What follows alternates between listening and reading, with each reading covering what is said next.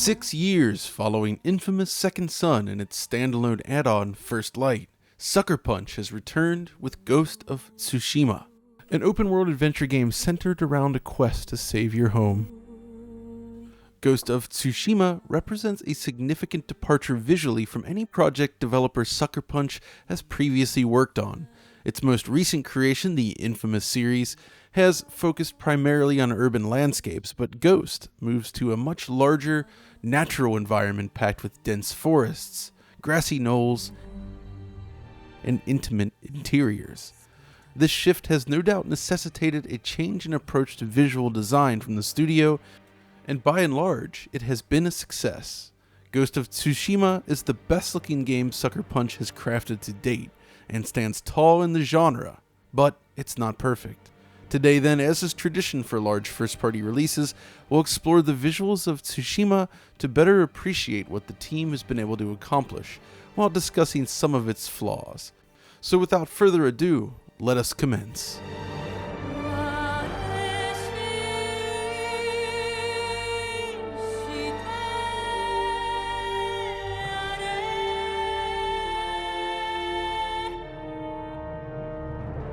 The world of Tsushima is vast and rather unique for games. The move to ancient Japan has a profound impact on the overall look and atmosphere compared to your typical open world experience.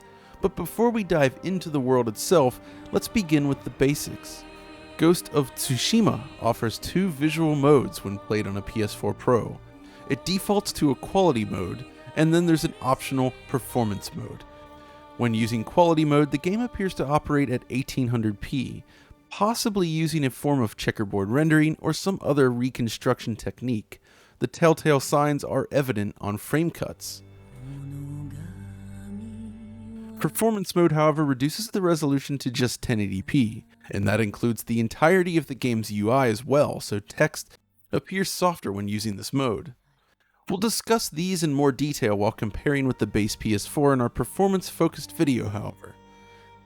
In this case, if you've paired your PS4 Pro with a 4K display, I recommend utilizing the higher resolution mode, as the vast environments benefit greatly from the increased pixel count, and performance, as we'll see, is relatively solid. There's also the matter of HDR, which is supported by this game and comes highly recommended, though with some caveats. Primarily, the HDR is extremely intense. High luminance areas are eye-searingly bright when contrasted against deeper shadows. It's effective in this case and lends the game a dreamy atmosphere that is reduced when playing in SDR mode.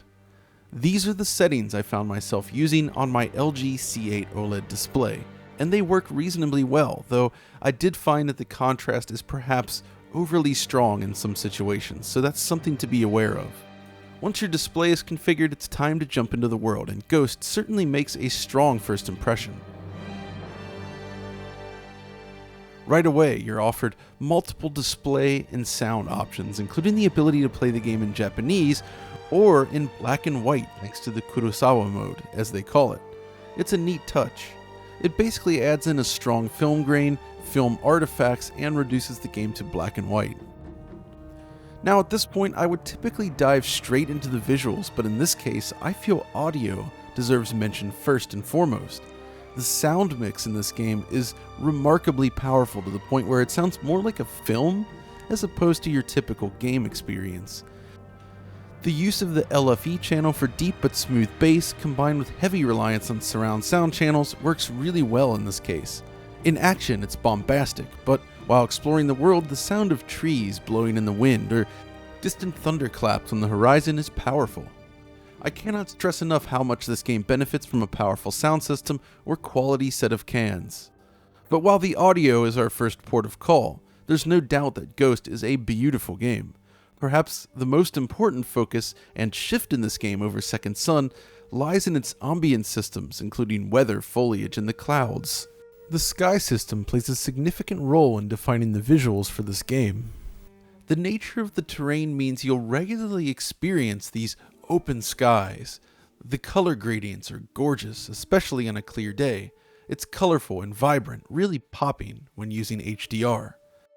But it's the cloud system used to represent various weather conditions that sticks out the most. Sucker Punch appears to utilize a form of volumetric cloud simulation, allowing realistic, thick cloud coverage that moves elegantly across the horizon. In other games, such as Horizon, the speed of movement is limited due to how the clouds are actually generated, but in this case, Photo Mode allows players to rapidly accelerate cloud movement without any noticeable breakup, an impressive feat. Cloud coverage combines with a robust time of day system as well, a feature that was not available in Infamous Second Son. Instead, that game relied on preset times of day that would change based on your position in the story, but they did not adjust in real time. Here, as the sun travels across the sky, the shadow maps adjust in real time according to the sun position, while lighting seems to interpolate between different global illumination bakes.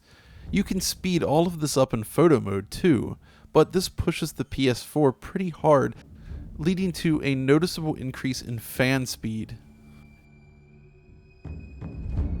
During normal gameplay, of course, the clouds move at a more realistic speed, but are nonetheless dramatic.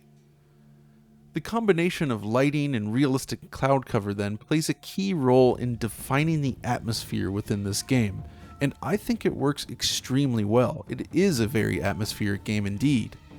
Now, I also mentioned shadows just a moment ago, and perhaps we should also take note of how these are handled in Tsushima. At its base, cascaded shadow maps are used for general world shadows such as those from trees, buildings, and characters.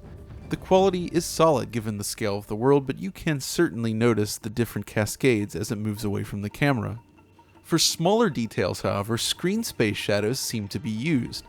This is most evident on things such as blades of grass and leaves, which receive very sharp near-field shadows. Shadows which disappear when the object casting them is removed from screen space. Shading in darker regions used to represent indirect shadowing is also well utilized. And certain objects, such as torches, also project shadows, as we see here in this scene.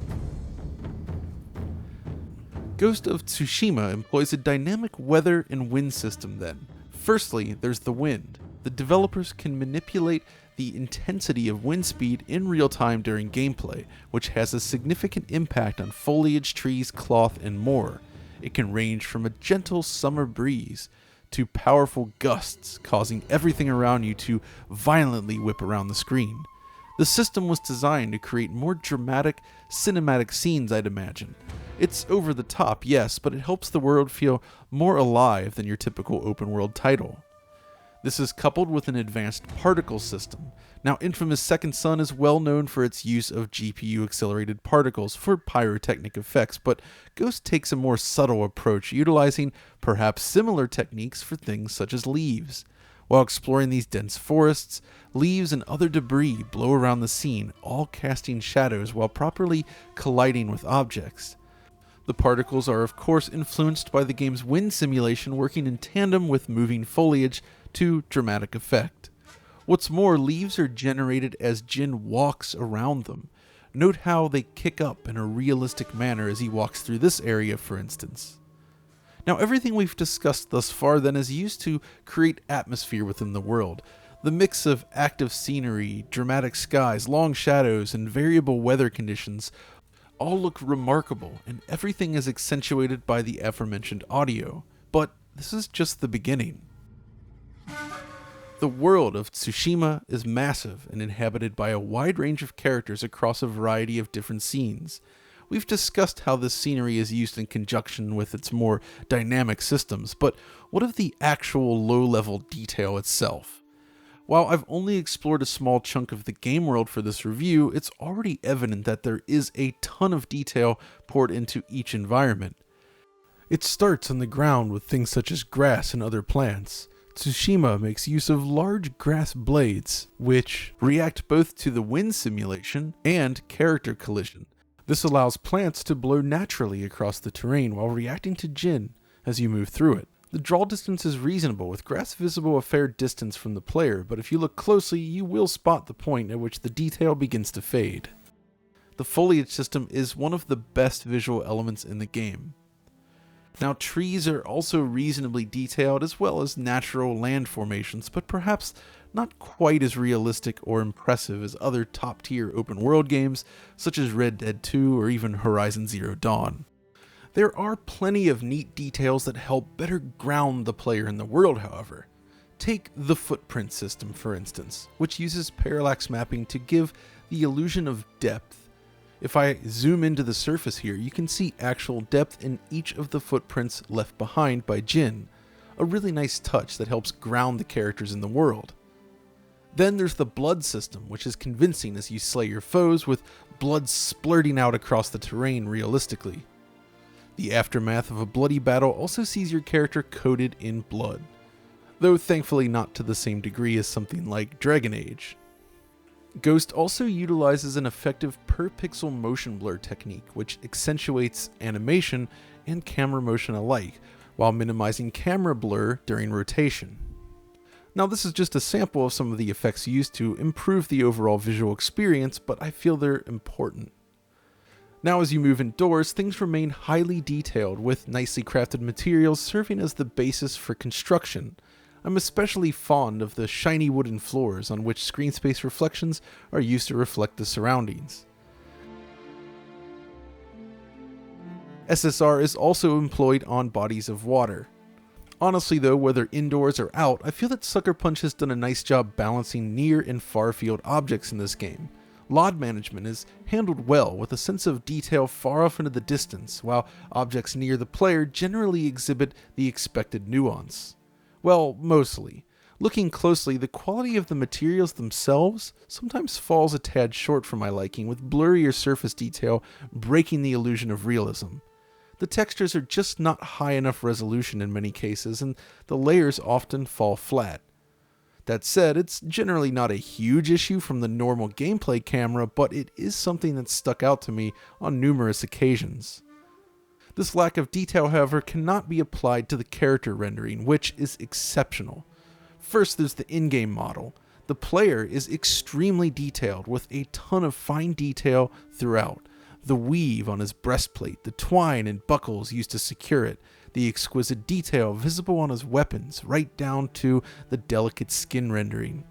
It's all very impressive for a model used in-game.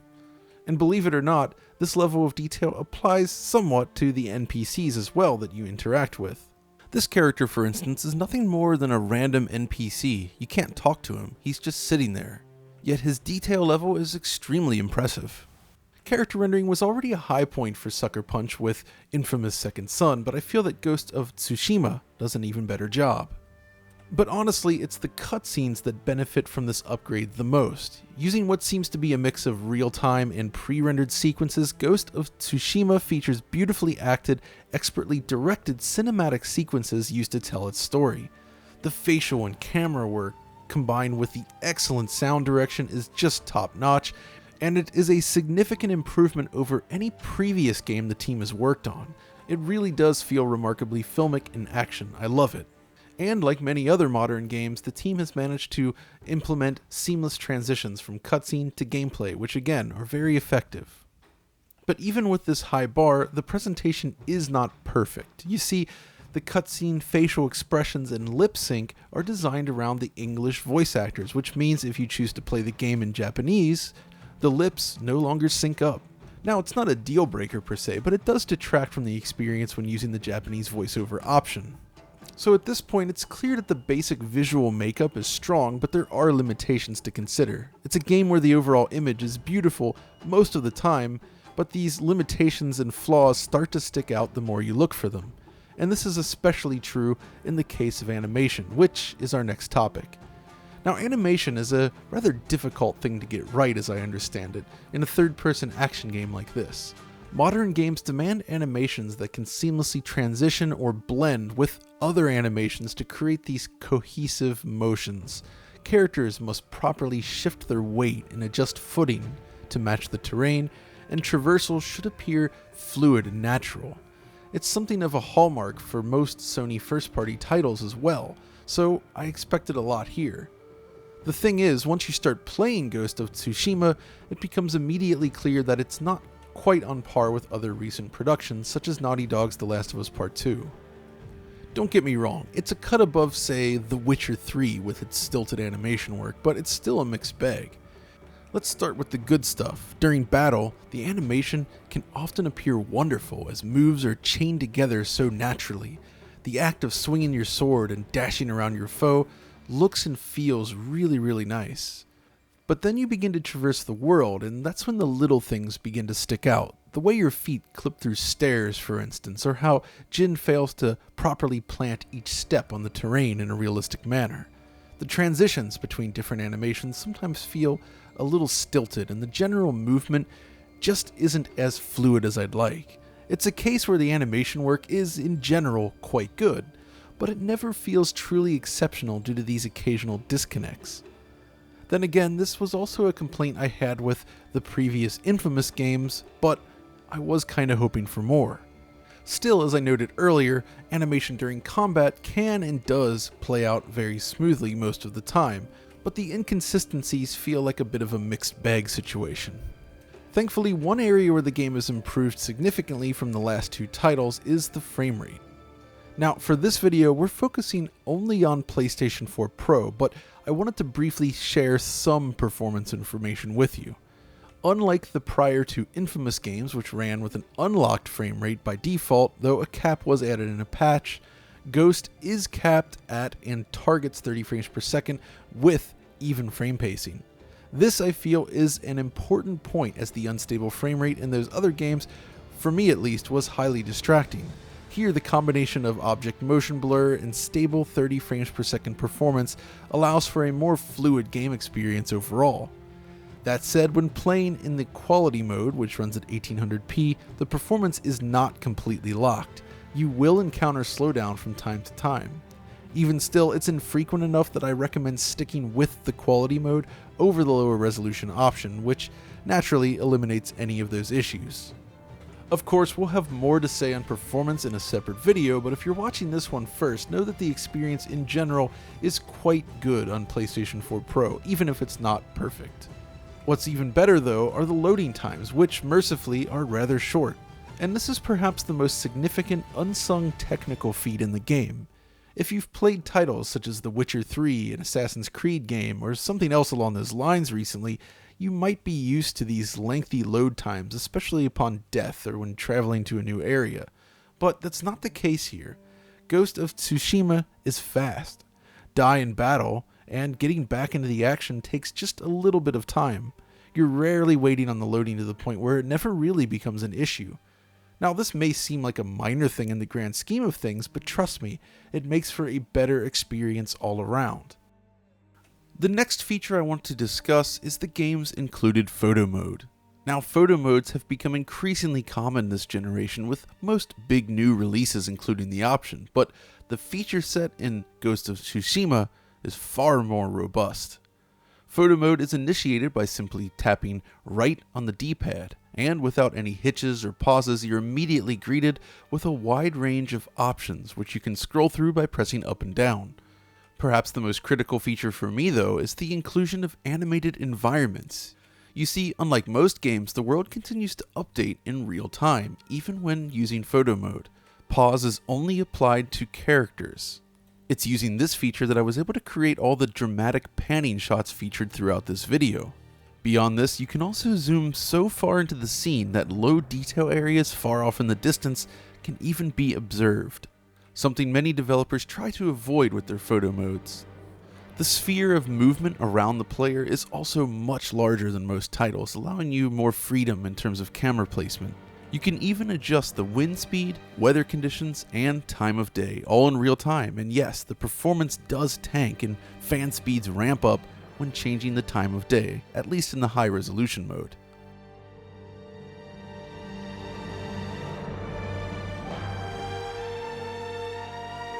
It's even possible to set up tracking shots in the game. You simply set up each new camera position, save it, and then play back between them. That's not to say it doesn't have its limitations. I couldn't find any way to adjust the speed at which it travels between the different points, for instance. It's a little too fast for my taste, but still, this is an unusual feature that I don't recall seeing in any other games. Basically, Sucker Punch grants photo mode users far more flexibility than usual, which can be used to create some beautiful shots or reveal limitations in the game. There are just fewer limits in this game, and I hope other developers can learn from it. So at this point, you should have a pretty good idea of where the game falls visually. It offers a dynamic, beautifully lit world to explore with tremendous draw distance, tons of visual features, and impressive character models. This of course contrasts against the occasional low-quality textures and somewhat unnatural animation work, but in general, Ghost of Tsushima is a beautiful game. Perhaps not the best we've seen from a Sony first-party studio this gen, but it is up there. But there is one other element I wanted to discuss outside of the core technology, namely the camera system. In playing this game, the camera system quickly became my new arch nemesis, and this comes down to two issues: a narrow FOV and no real lock-on option. The lock-on is primarily an issue in combat then. When engaging enemies, Ghost of Tsushima feels like a cross between the multi-enemy Batman-style combat we saw in the Arkham games with the elegance of a From Software title, yet the actions are assigned entirely to the face buttons. That means adjusting the camera requires you to constantly shift your thumb between actions and camera control. It's not a deal breaker, but I found it distracting as the camera would often get stuck behind objects or generally fail to show the entire battlefield. This could be improved by implementing some sort of a lock-on camera, or more easily simply allowing players to assign attacks to the shoulder buttons. Then you could both attack and adjust the camera at the same time. As it is though, it's just not optimal for my taste. It's not difficult, mind you, I just found it annoying. The low FOV is a separate issue then. During traversal, I felt as if the camera simply sits too close to your character too often, which combined with the reduced FOV results in a somewhat claustrophobic experience, which kind of goes against the giant open world they've presented here. Pulling the camera back a bit, as you can do in photo mode, would really help here. Now, neither of these issues ruin the game, but it is something I continued to think about as I continued playing. There needs to be more customization for the players. The defaults just never felt right to me. Still, overall, Ghost of Tsushima is an impressive title from Sucker Punch that showcases significant advances in its core technology. The lush landscapes and striking weather patterns, in particular, stand out in a big way. Also, given how late the game is releasing on PS4, there's a good chance that it will also offer support for PlayStation 5, so it'll be curious to see how things change when that system launches. As for the game itself, I have enjoyed my time with it. The core mechanics are solid and exploration can be fun, but it does exhibit many of the limitations inherent in this sort of open world game. But if you enjoyed the traversal in games like The Witcher 3, you should be fine with Ghost of Tsushima. Now, as I mentioned before, if you're curious about how the game runs on PS4 or in the performance mode on the Pro and how they stack up against one another, be sure to check out our other video which does just that.